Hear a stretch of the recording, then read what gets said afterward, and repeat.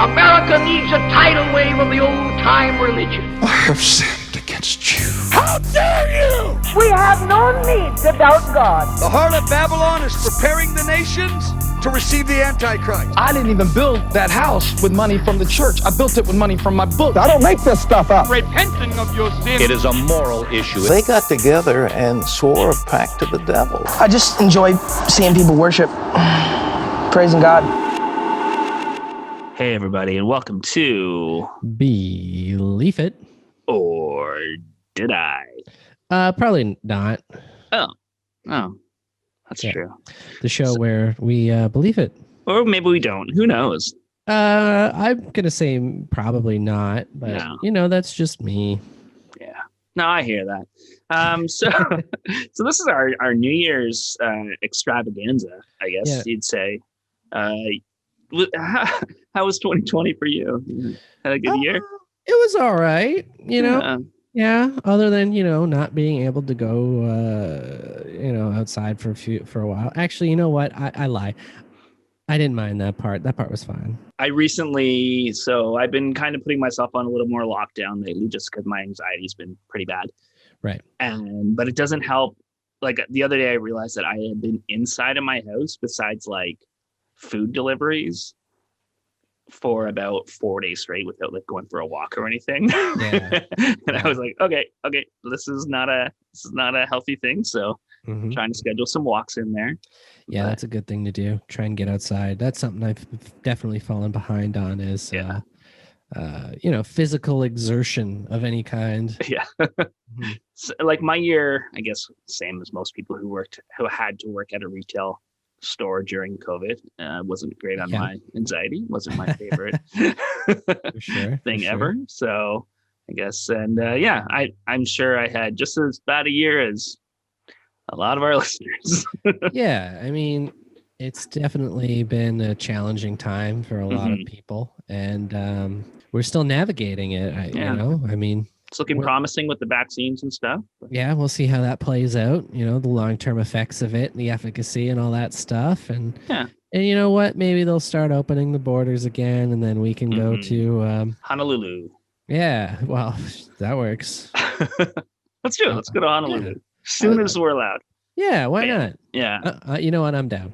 I'll just get my extra CERB payments coming in. Yeah. Yeah, I've been, as most of our listeners probably figured out, I've been unemployed for a while. Had a job at a grocery store for a bit, 2 weeks, and now I'm starting a new job tomorrow, work from home. So yeah, good for you, Trev.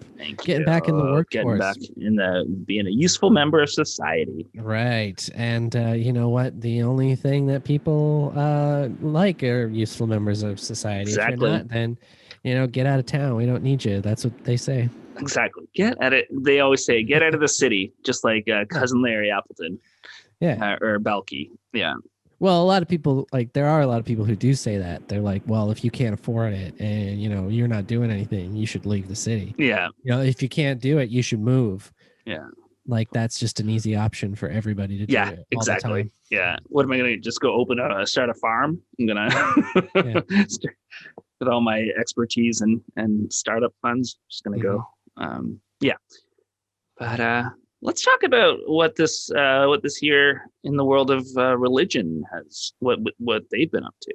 Oh man, I don't even know where to begin. Yeah, I mean, I know a lot of the stuff that I've seen throughout the last year, a lot of it's really tied with COVID and with the U.S. elections. So yeah, exactly. I feel like so much of it is just kind of blended together for me that I kind of got the fatigue with it a little bit. Yeah. So I think everyone did with all of these things, right? Oh, 100%. Like, because last year we didn't do the year in review. We did the year before. And because I was like, I just don't want to revisit this year. And then this year I was like, it was even worse. But I just kind of feel like there's been some just crazy stuff that happened. The religion's response to COVID, Black Lives Matter, the election, it's just been crazy. And then there's been a few other just things that, rage-inducing things that would be quote unquote fun to talk about. Do you remember Cardinal Pell? Yes, the name's familiar. What did He was originally, he's a cardinal. I was Mhm. trying to figure out what his role in the Catholic Church was, but it's right in what I just said. So he was a cardinal in the Catholic Church, and when he was in Australia, when he was in Melbourne, he was arrested for cover-up of molestation, Right. and then eventually for molestation of his own that he did. So he was convicted last year, sentenced to 6 years, and then this year in April, it was overturned, and he was found not guilty on the appeal.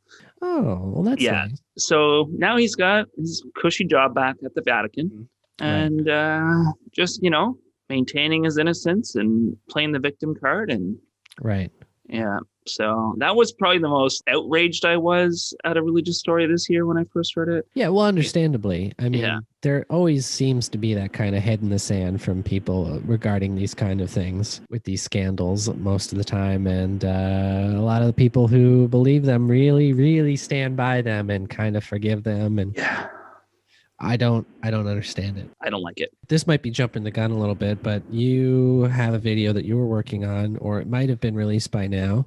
Probably, yeah. It'll be released by then. And part of what you talk about is the idea of forgiveness, and who you have a bit about that, right? Yeah. I don't necessarily have a problem with that idea about like the importance of forgiveness, because there definitely can be instances where it is helpful for someone to do that to help them process and move on. Mhm. I think my big issue is less about that and more the idea of expected forgiveness rather than exactly. Sometimes you have to earn that, and you have to put in the work, and you have to show some kind of change or growth or remorse or something that actually proves that you're actively trying to become better. Yeah. Like, I made a mistake, but I'm back in the big G's good books. Exactly. It's the mandatory forgiveness that just drives me crazy. When people haven't even been tried for their crimes or haven't even been like apologetic or anything, and you're just expected to forgive them, and that's like blaming the victim. It's like an extension, I think, of blaming the victim, because then all of a sudden you have this added guilt that is not justified. Yeah. Right. So yeah. And so Pell's back as being a cardinal then, eh? Yeah. He's back on the job. Right. And I think he wrote a book. I don't know. Who decides the cardinals' jobs and stuff, and who sticks around and stuff? Is that I think that's the Pope. It is the Pope? Yeah. And people say he's the good Pope. Yeah, people say he's the good Pope. Right. Yeah. Okay. He actually just selected his first African American bishop, something. I didn't write it down. A big like high up person. Right. District manager or whatever. The assistant to the district manager. I don't think it's the first black person in this role, but the first like American black. Yeah. Right. But yeah. So actually, speaking of the Pope, my favorite story this year of the Pope. So he has his Instagram account. Did you hear about this? No, I didn't. Oh, he liked a bikini picture. Did he? Yeah, it just kind of blew up.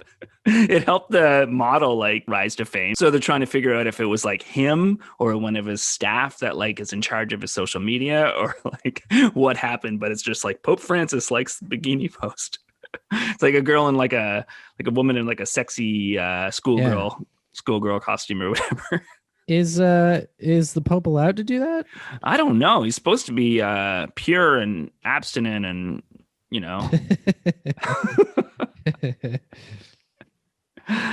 Yeah. One of my favorite stories from this year, even though it has obvious like depressing connotations. Have you heard about the Jerry Falwell stuff at all? The Jerry Falwell Jr.? I'm not sure. Okay. He was the president of Liberty University. The first controversy this year was that he kept the school open during lockdown. Right. Yeah. Yes. The second one was, so there had been rumors for a while that Michael Cohen had compromising pictures of his wife that he used to blackmail him to give Trump his endorsement for the election. Right. And that the only reason Liberty endorsed Trump was because of these compromising photos. The only reason the evangelical vote went to Trump was because of this endorsement. So it's like a pretty big deal. So in August, though, he posted this picture of himself in like a boat in a yacht with a woman who wasn't his wife, and they both had their pants undone, and kind of like lowered a bit. And he was drinking a dark drink that he said in the comments, he's like, don't worry, that's not beer. And like, everyone's like, okay, but it's an awkward picture of you and some woman. So there was like controversy over that. And then eventually he stepped down from Liberty University. And it was like, is that because of that picture? But it turns out more and more evidence of this compromising photo was coming out. So basically it was a pool boy that him and his wife met in 2012, and they had like a cuckold relationship with. Right. Oh, I remember this now. Yeah. And, and so, yeah, which is fine if you're not an evil person who condemns everybody for any sexual act. Has there ever been one of these big religious leaders who hasn't eventually been caught in some sort of weird sex scandal? It really doesn't seem like it. I feel like if they're not with prostitutes, secretly homosexual, in a weird three-way with people that they shouldn't be, kind of thing. When I say shouldn't be, as far as their belief system, exactly.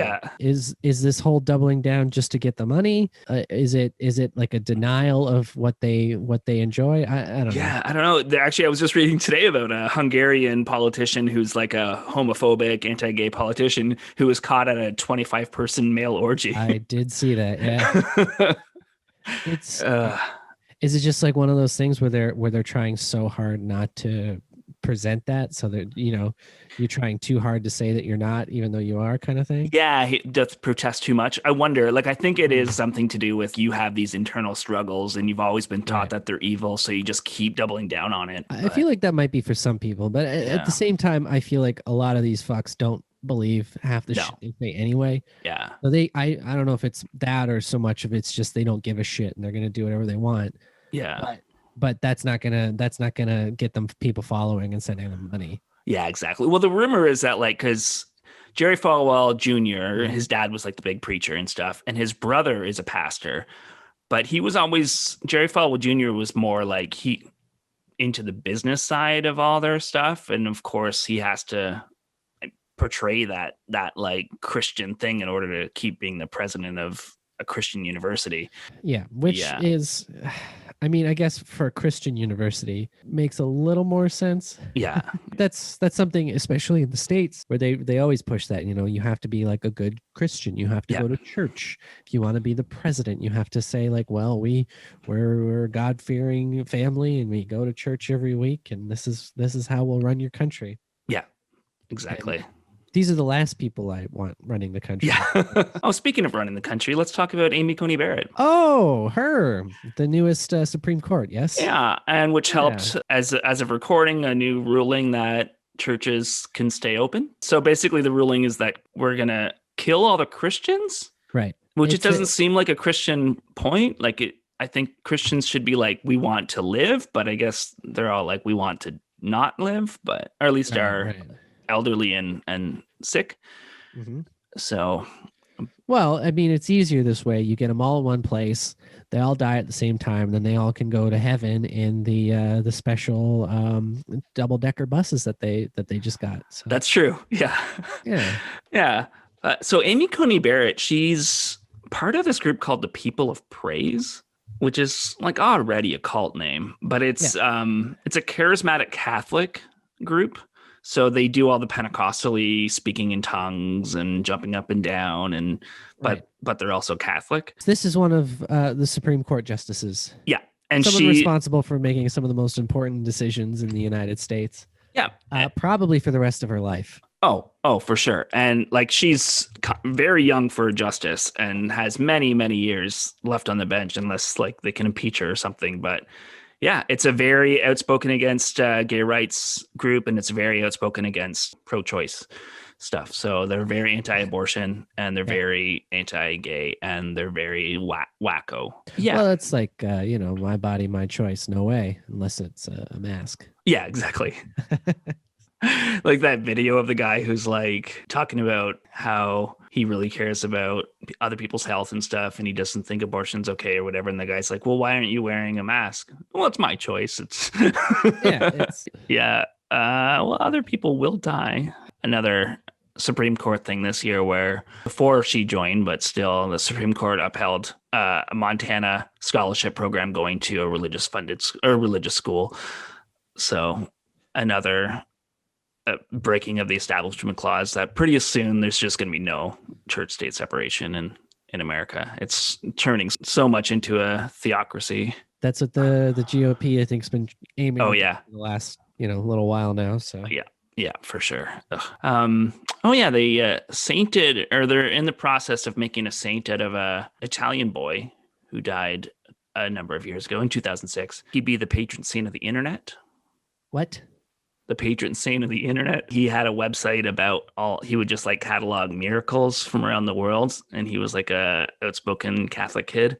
And he was just like into computer stuff. And then now, so they're looking for miracles because they have to be, in order to be a saint, you have to have miracles. So they're just pointing to people who go into remission from leukemia as like being healed by him. This is the stupidest shit I've heard. Yeah.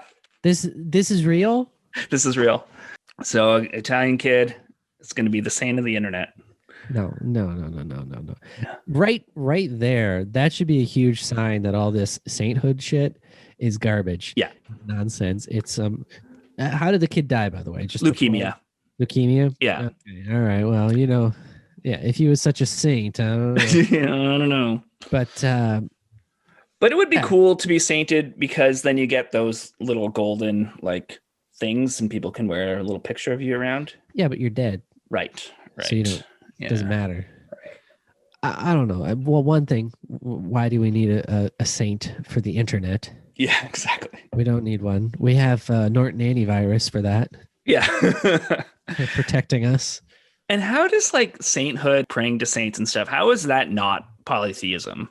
Mm-hmm. Oh, yeah, totally. Yeah. Yeah. It's 100% what that is. Maybe they're lesser gods, but there's, Yeah, it's a whole new pantheon of useless people who never existed, or maybe did exist, but don't have anything to do with anything supernatural. Yeah, exactly.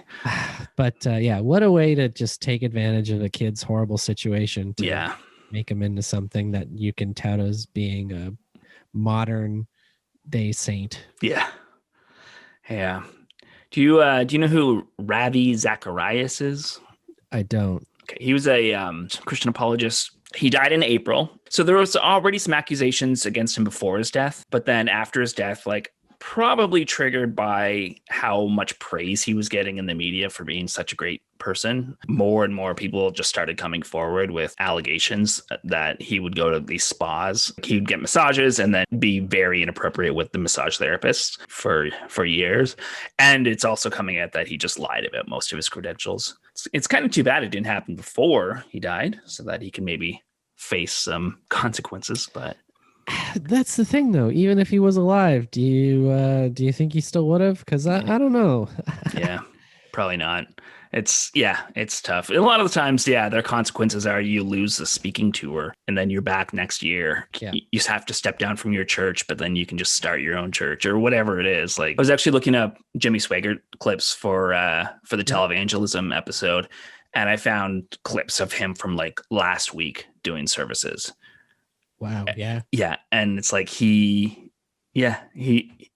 there is no long lasting consequences for being a creep and being a liar. And well, was it this is reminding me Trump's spiritual advisor, we talked about her. She was someone who was very like saying about it's okay, you need to go back and pray. It'll be okay, right, during all this as well. Actually, let's get to that. Let's get to the evangelical freakouts about the Trump loss. Paula White, right, she had that crazy prayer. I'll read some quotes from it. I hear the sound of victory.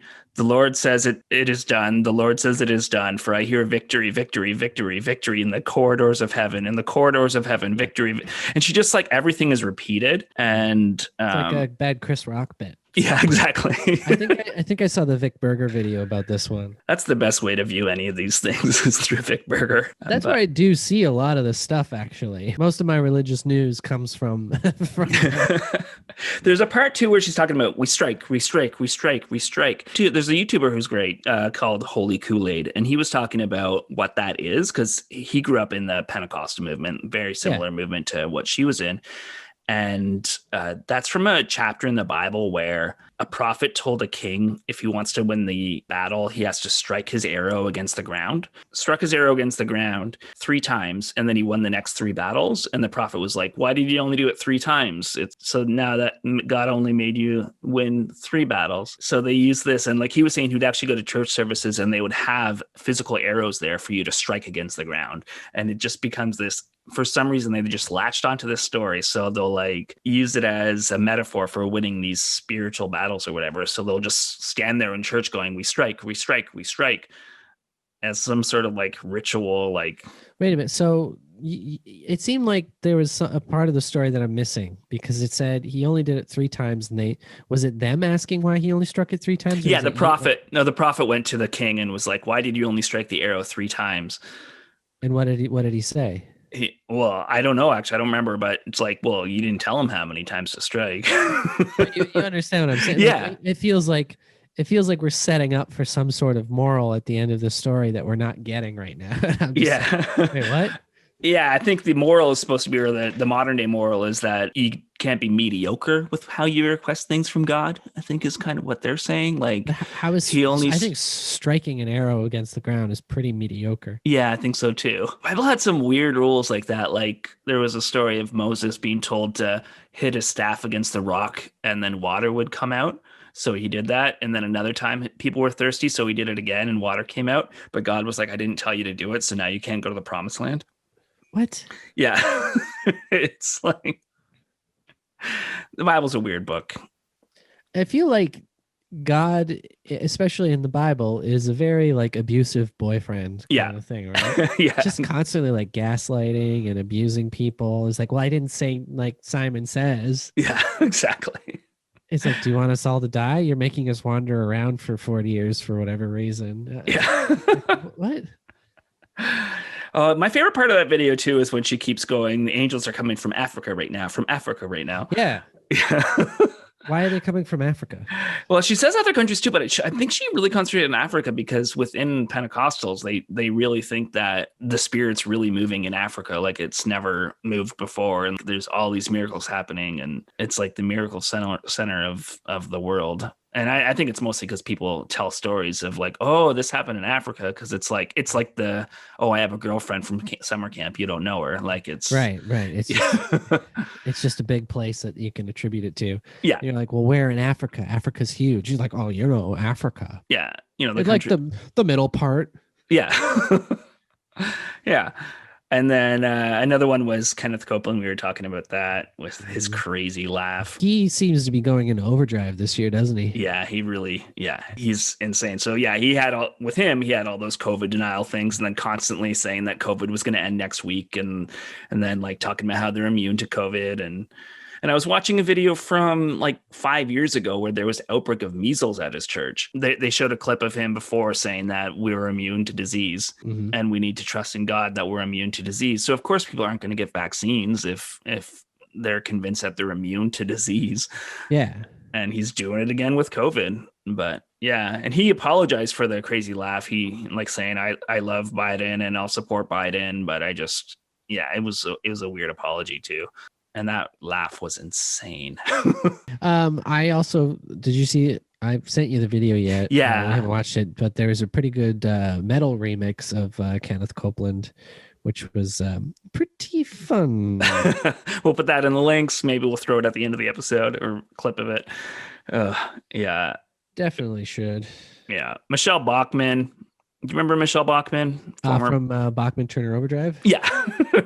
She ran for president a few years ago. Yeah, she had a weird prayer that she posted on Instagram. Yeah, smash the delusion, Father of Joe Biden as our president. He is not. Would you take your iron rod and smash the strong delusion that Nancy Pelosi does have her House of Representatives? We don't know that. Smash it in Jesus' name. Smash, Lord, the takeover of the U.S. Senate by Chuck Schumer. Smash it with your iron rod. I don't think he did, though. No, I don't think he did. Sorry, guys. Yeah. Wow. I mean, if we're talking about the year in religion, and we're talking about Jeezy, we got to talk about Yeezy. That's true. I mean, well, it's funny. I saw something about how Kanye was upset that Trump didn't win. or like called it a conspiracy or something. I'm like, you ran against him. What are you talking about, you lunatic? But I guess I shouldn't say you lunatic when he obviously has some issues. Yeah, there's definitely a lot of things going on in Kanye's life. Yeah, but he definitely had a road this year. Right. Oh, yeah. And speaking of road, let's talk a little bit about COVID. Everyone's favorite 2020 topic. Oh, yeah. Pastors who died from COVID after saying it was a hoax. This is just a couple. Landon Spradlin, 66, North Carolina. Yeah. Oh, he just said it wasn't serious, and it's just the media that's hyping it, and he died in March. Bishop Gerald Glenn, also 66, died in April after saying it was a hoax and ignored the distancing rules in his church.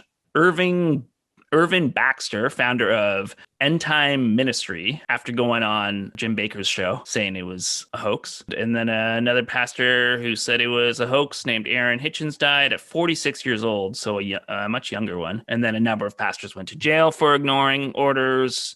Rodney Howard Brown was the first big one, the first mega church pastor, but a number of others. But now they wouldn't go to jail because the Supreme Court says it's fine to put your congregation in jeopardy. So yeah, of course, let's bring together the most vulnerable people that you can in the one big room together where they're all yelling and holding hands. Yeah.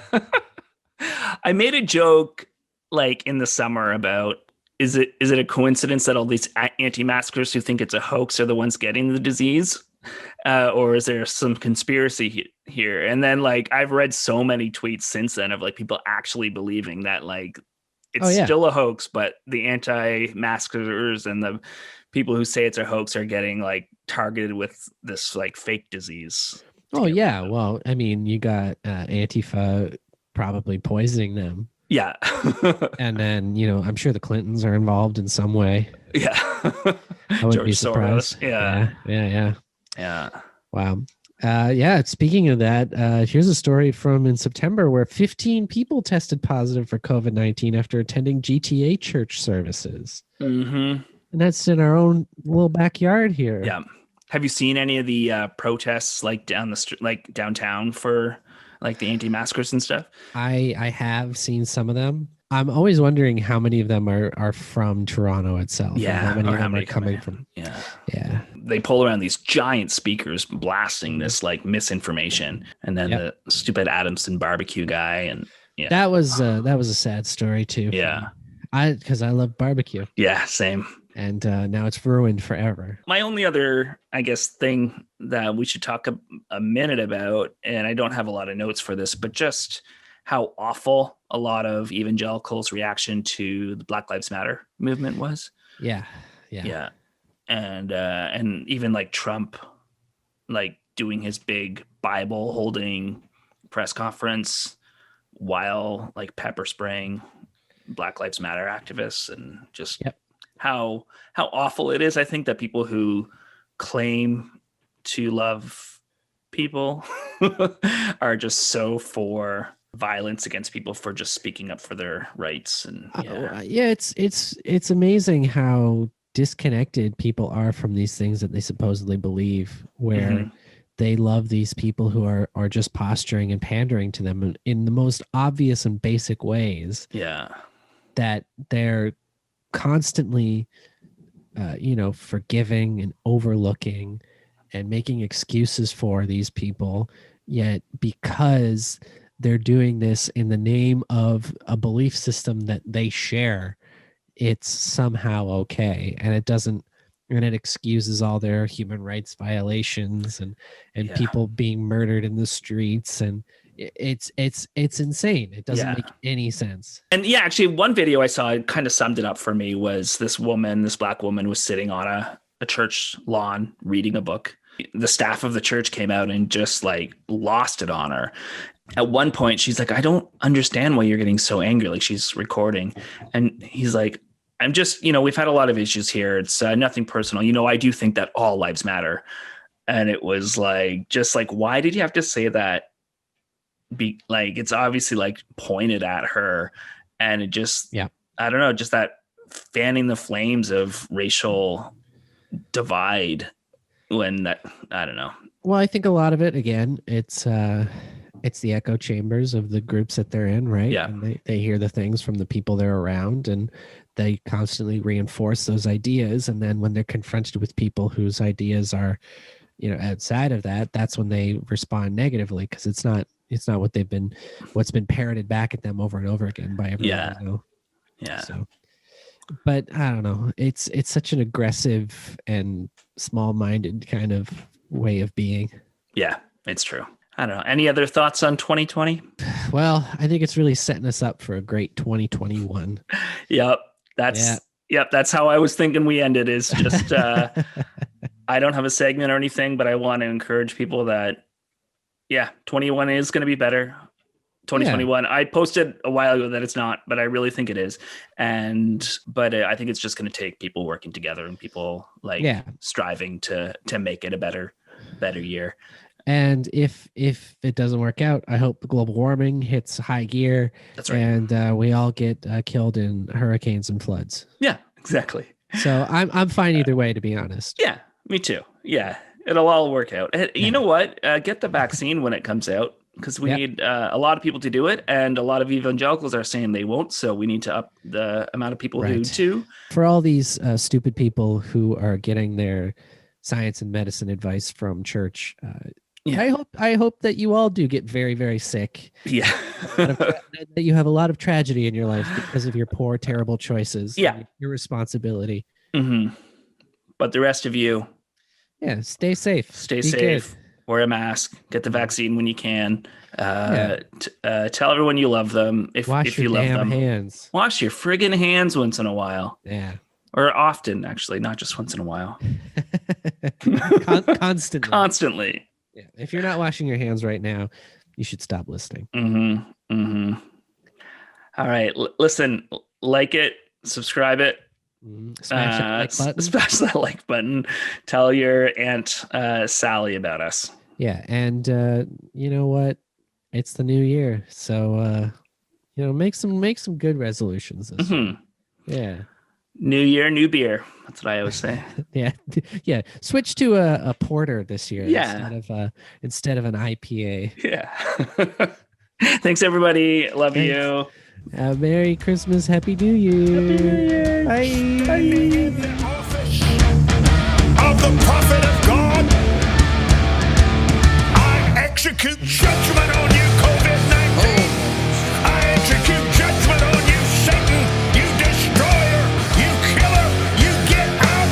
You break your power. You get off this nation. I demand judgment on you. I demand a vaccination to come immediately. Work, Sky Moon.